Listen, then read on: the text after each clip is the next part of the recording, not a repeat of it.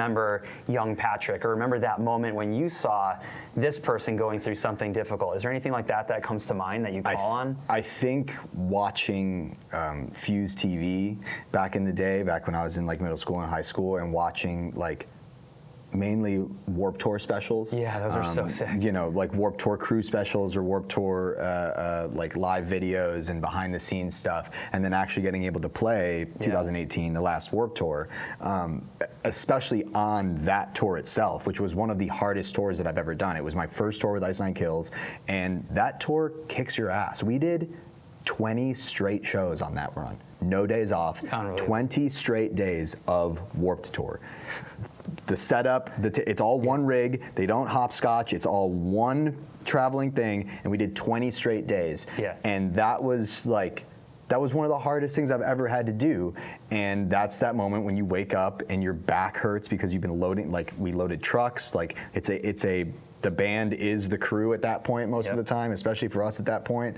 And it was one of those things where I would think back to watching those shows and being like, this wasn't what I expected. You know, this wasn't what I was seeing, because a lot of those interviews, a lot of those live videos, a lot of that, like seeing bands having fun and like fucking summer camp, like music summer camp or whatever, like rock and roll summer camp, I think is what they call their punk rock summer camp or whatever. Like, you don't realize that all of those people had to wake up at 6 o'clock in the morning the day before, start getting the show ready, like unload that truck, set everything up, play the show, load the truck, and then maybe you had the night off, and then the next morning you had to do it again and again, and you see all these interviews and you see all these people and everything looks like flowers and roses, but reality, like you had no idea how much work was going into doing those things, and how much a lot of the time the bands were the guys doing that too. Just remembering back on that stuff and being like, wow, like this is what I've always wanted to do because of shows, because of behind the scenes stuff like that. And it wasn't until I started like touring that I realized that it was going to be really, really hard work. But knowing that maybe, you know, if I can mimic the attitude of these artists that I looked up to that were able to still put on the show and have a positive attitude about all of it, even though it's been a 18-hour day, then that would benefit the people around me. Yeah, 100%, dude. And that's such a critical piece too, like speaking of whatever it is, again, business or a band, like the people that you surround yourself with, their attitudes, their energy, the creativity that they can add to the group is so critically important. And I feel like it's easy to just shove that away and be like, oh, whatever, like my drumming is good enough, I'll be good enough. But it really, that was never the case. I never felt like that, because I have never felt like the top drummer in any situation that I've ever been in.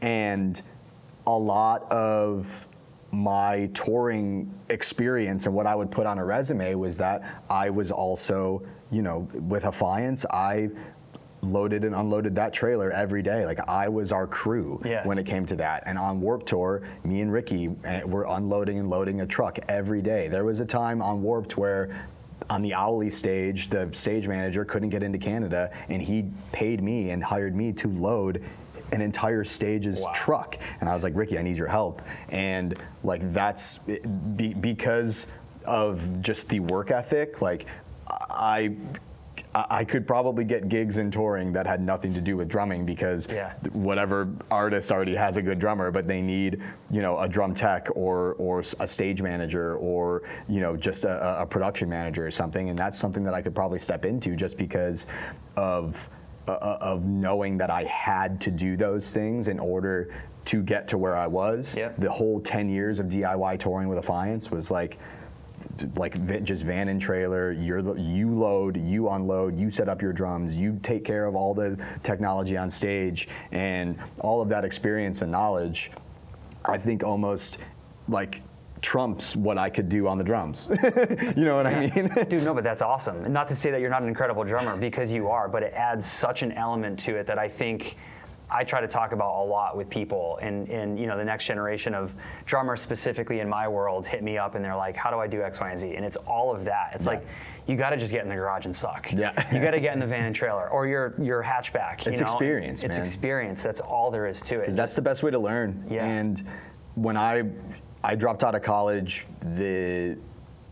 before I even started college, I was accepted. I was going to go for photography. It was all going to be great. I got the gig to play for Affiance. I dropped out before that. And even in that schooling aspect, my father was somebody that said, like, hey, basically, if you don't like school, taking classes on how to learn cameras, you're better off just getting a apprenticeship or an internship with a real photographer who's already been in the real world and already knows how to do this, because you're the type of person, which I am, who's going to learn more from hands-on experience and from learning in the field.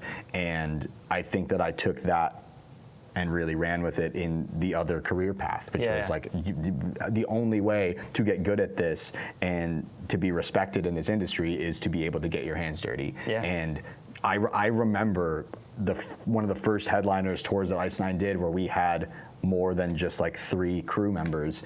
And I remember Cleveland, Ohio, like the first day of the Octane Accelerator tour, loading one of my drum cases down a ramp, and our stage manager coming up and putting his hands on my shoulders and turning me around, and he goes, what are you doing? And I literally had like tears in my eyes. I was like, because it was like my father was looking at me going, dude, you don't need to do this anymore.